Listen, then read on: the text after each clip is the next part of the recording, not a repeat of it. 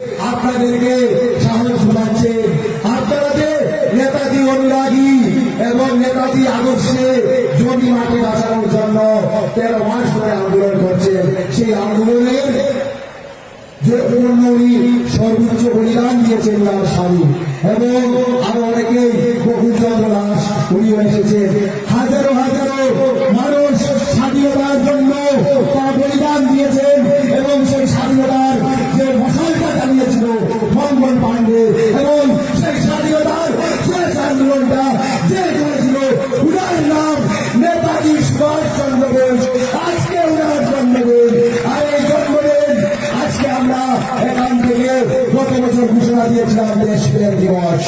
এখন সবার প্রশ্ন, রাজ্য সরকার থেকে শুরু করে কেন্দ্রীয় সরকার কাছে প্রশ্ন, যে দেশপ্রেম দিবস 1997 সালে দেশপ্রেম দিবস হিসাবে ভারত সরকার ঘোষণা দিয়েছিল, দেবেগৌড়া যে দেশপ্রেম দিবস পালন করেছিল এবং সেই সময়ের কংগ্রেস সভাপতি উনি নিজে ব্যান্ড বাজিয়ে লাল কেল্লায় রাজপথে সেই দেশপ্রেম দিবস পালন করেছিলেন। আজকে আমাদের এই দেশপ্রেম দিবস উদযাপন করা এবং সরকারের কাছে দাবি করতে হচ্ছে। এই অবস্থা থেকে আমাদের সর্বশ্রেষ্ঠ দেশপ্রেমিক দেশনায়ক আমাদের দিকে তাকিয়ে আছেন।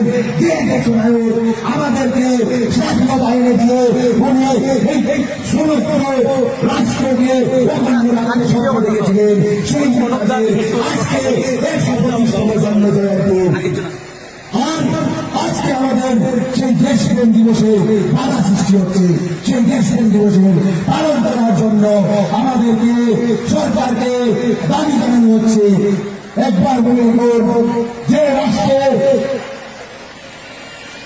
নেতাজি জন্মজয়ন্তী 16 বছর যখন ছিল সেই সময় দেশপ্রেম ভালোবাসা, সেই আবেগ ভালোবাসাকে যারা সম্মান দিচ্ছে না, একবার ফেলে দেখুন আজ থেকে 25 বছর আগে দেশপ্রেম দিবস সেখানে গেজেট নোটিফিকেশন দিয়ে বলে দেওয়া হয়েছে এবং আমাদের ত্রিপুরা থেকে উনি যে মন্ত্রী নির্বাচিত হয়েছিলেন সেই সময়ের সন্তোষ মোহন দেব, উনি সেই দাবি তুলেছিলেন 1996 সালে লোকসভার, তখন নরসিংহ রাওয়ের সরকার ছিল।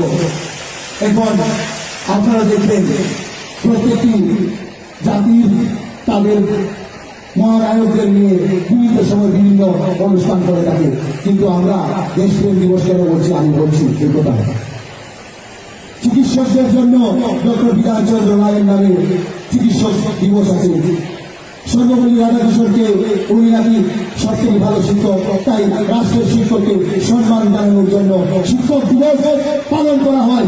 ভালো কথা, সব কিছুর জন্য যদি দিবস থাকে তাহলে যারা দেশকে স্বাধীন করার জন্য, যারা দেশের জন্য প্রাণ দিয়েছেন, সেলুলার জেলে জীবন দিয়ে কাটিয়েছেন, যারা আপনার আমার মতো পরিবার ছেড়ে সবকিছু ছেড়ে ব্রিটিশের বিরুদ্ধে আন্দোলন করে বসেছেন, তারা সম্মান পাওয়ার জন্য একটি দিন আমরা এখান থেকে ঘোষণা দিতে পারি না? রাজ্য সরকার, কেন্দ্রীয় সরকার কি ঘোষণা দিতে পারে না? অবশ্যই পারে।